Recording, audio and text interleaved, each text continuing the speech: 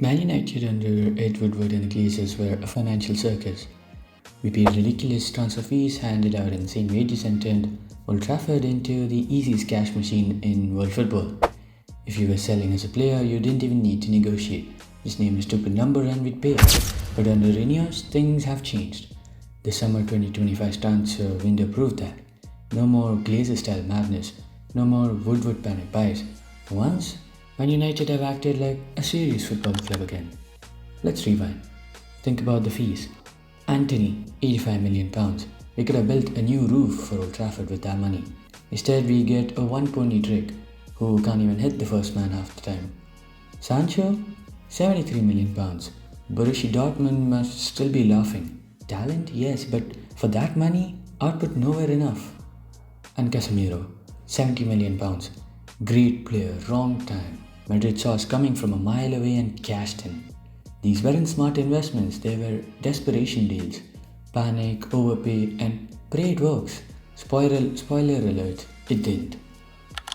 And the wages were even worse. Jadon Sancho on well over 300k a week.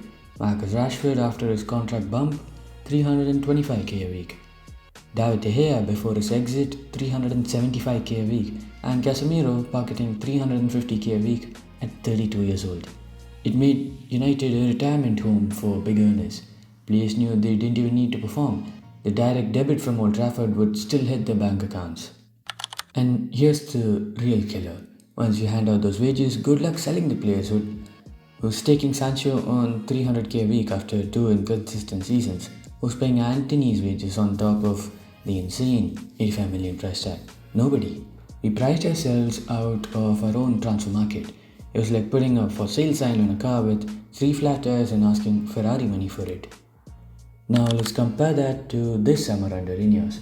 Benjamin Šeško came for quite a high fee. No overbidding though, and no desperation. Cunha was a smart deal. He was Premier League proven. And Brandon Mbeumo was fair price, not nonsense. St. Lamens, goalkeeper on normal wages. And crucially, none of them are on crazy contracts.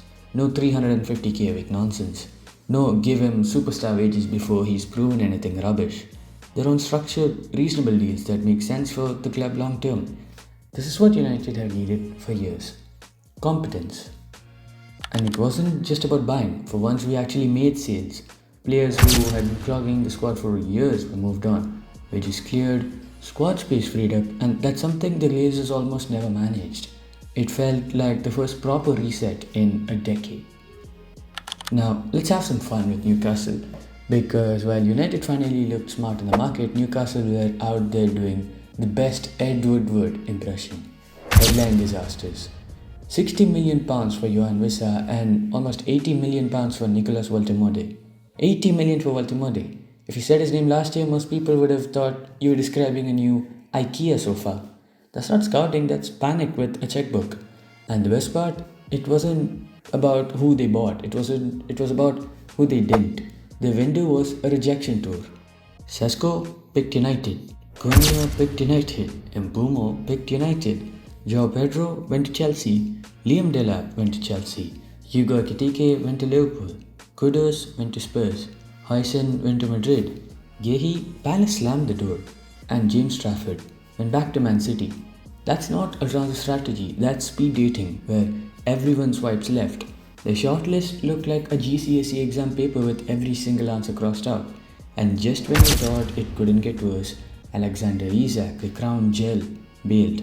After Liverpool, imagine your best player walking out on your project, join a rival because even he doesn't believe in it anymore. That, ladies and gentlemen, is pure Glazer energy. Overpaying for mediocrity, missing on the stars and losing your key man all in the same window. Newcastle basically recreated 10 years of United banter transfers in 3 months. The only thing missing was Ed Woodward waving from their boardroom window. And here's the contrast. United acted with discipline. Newcastle acted with desperation. We brought in Šeško, Cunha and Mbeumo and Lamens, all at fair fees, all in realistic wages, all choosing United over Newcastle. Because at the end of the day, the history, badge and pull still matter. Newcastle can call themselves a project all they like, but right now, they're just Glazers with oil money, and we know exactly how that story ends. So let's sum it up. Under the Glazers, we were the joke of the transfer market, paying double the price, giving double the wages, and stuck with players nobody else wanted. Under Ineos, we've finally broken the cycle. With smarter fees, smarter wages, and actual sales, we look like a football club again. And while Newcastle spent the summer cosplaying as Ed Woodward, United reminded everyone we're still the bigger club, the smarter club, and the one players actually want to join. This summer wasn't just a good window, it was proof that Man United are finally learning from a decade of Glazer mistakes. And if Ineos keep this up, the future is red.